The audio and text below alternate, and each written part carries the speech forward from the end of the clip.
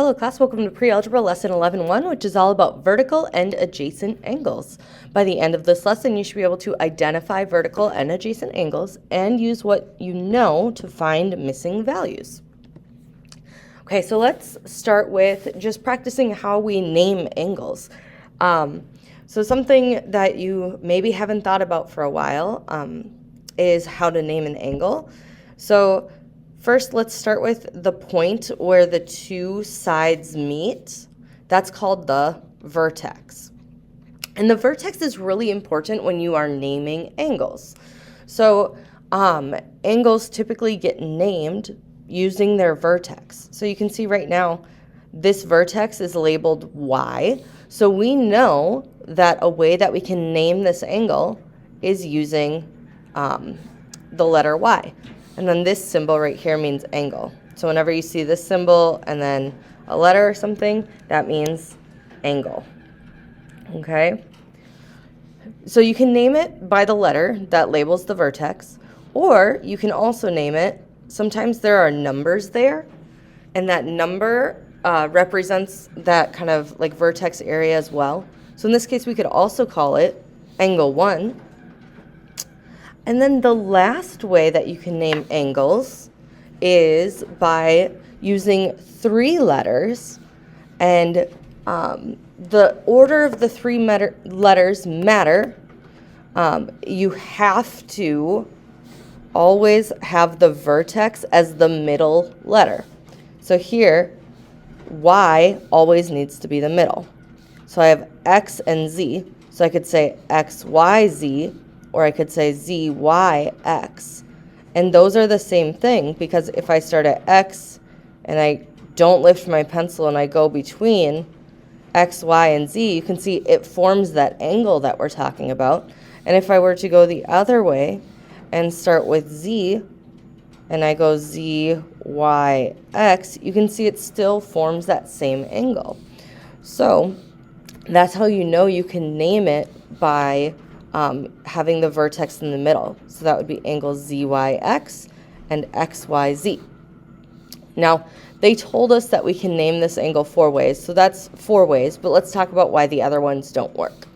So angle X, you can see, or letter X, the point X, doesn't form an angle there, right? It just ends up being a straight line through that point, so we know we can't use X. And the same thing goes for Z. It's just a point there with a line going straight through it. So that's not forming the type of angle that we're talking about right now. And then if you were to look at this and do X, Z, Y, if I were to go from X to Z to Y, look, it formed an angle that didn't exist on the original drawing. So I know that's not right. And then if I did the other way, Z, X, Y, it forms again a new angle, right? It's not the one that was originally drawn on our sheet of paper. So anytime you trace over the letters and it doesn't, this like point here, this angle here doesn't match with the one that's drawn in, you know that's not how you're going to name it. Okay? So we name it using the vertex, the number at the vertex, or the 3 letters with the vertex in the middle. All right, so now I want you to look at this angle and see which of these letters are correct names for this angle. Good luck. All right, for this problem, hopefully you said that the 4 correct names are angle CBA, angle ABC, angle B, and angle 2, right? Because B is our vertex, so it always has to be in the middle or the only letter used. And then we had a 2 drawn here, so we know it could be angle 2 as well. Okay, so if you have any questions about that still, please be sure to ask for some help. I am happy to help you. But we're going to move on to something called vertical angles. So vertical angles are angles that are like kind of opposite of each other. So for example, if I were to look at angle 1, the angle that's like on the opposite side of that vertex is angle 4. So I would say angle 1 and angle 4 are vertical angles. Then you can see that there's some more angles that we can look at. If I looked at angle 3, the angle that's opposite of it is angle 6. So I could say angle 3 and angle 6. And if I look here, angle 2, opposite of it is angle 5. So vertical angles are angles that share a vertex, but they don't have any sides that are the same. So if I were to look at this, like angle 3 has these two lines, angle 6 has these two lines. So you can see that these sides that form this angle, they don't coincide with the angles for, or the sides for angle 6.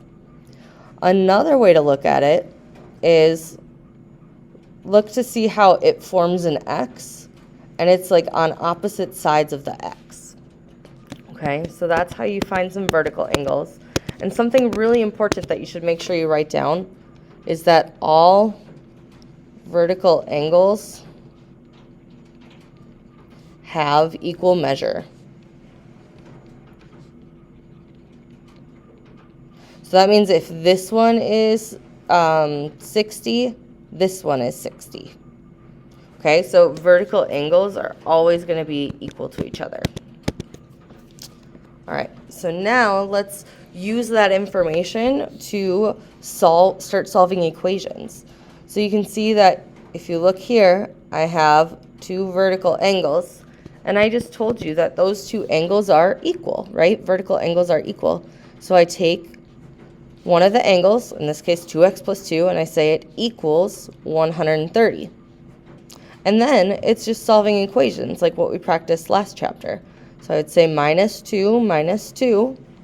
So I have 2x equals 128. And then to get x all by itself, I'm going to have to divide by 2 on both sides. So I say divide by 2, and I get 128 divided by 2 is 64.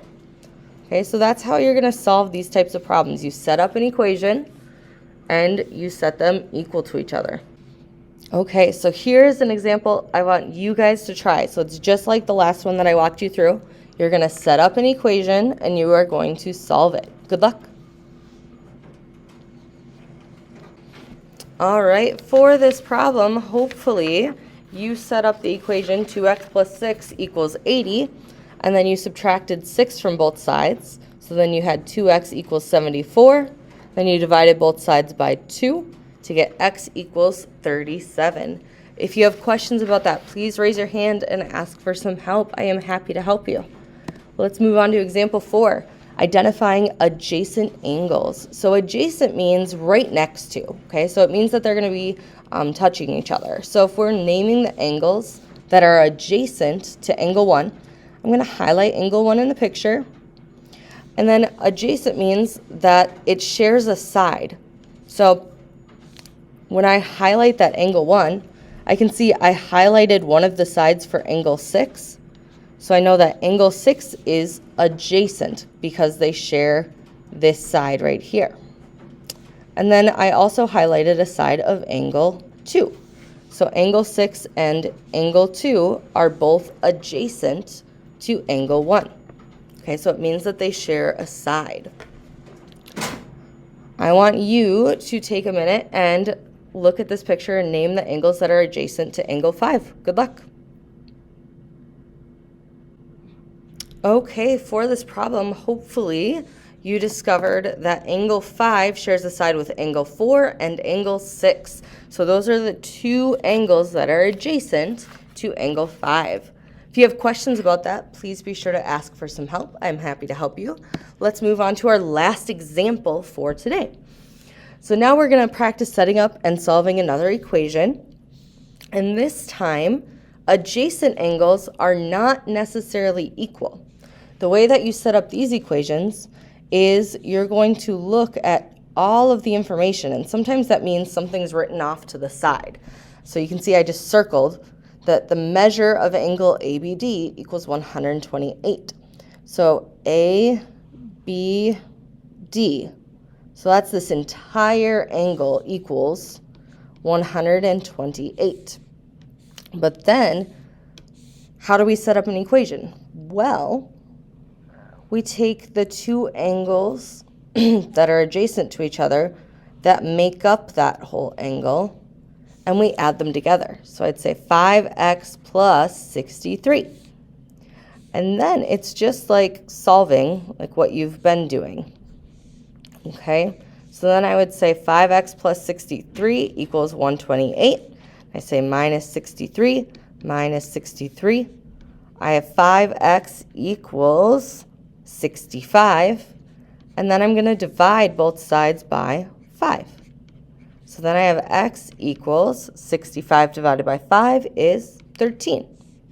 Okay, so when you're solving for adjacent angles, you set up an equation using all of the information you're given.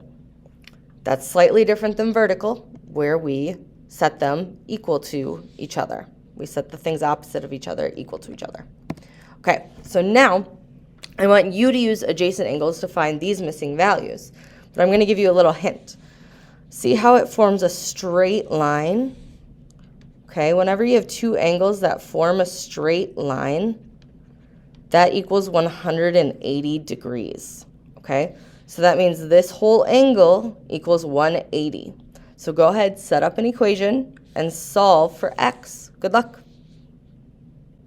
Okay, for this problem, hopefully you used that information about straight lines being 180 degrees. And you said 115 plus 5x equals 180. And then you subtracted 115 from both sides to get 5x equals 65. And then divided both sides by 5 to get x equals 13. If you have any questions about that problem or anything else from this video, please be sure to reach out for some help, and I'm happy to help you. Have a great day.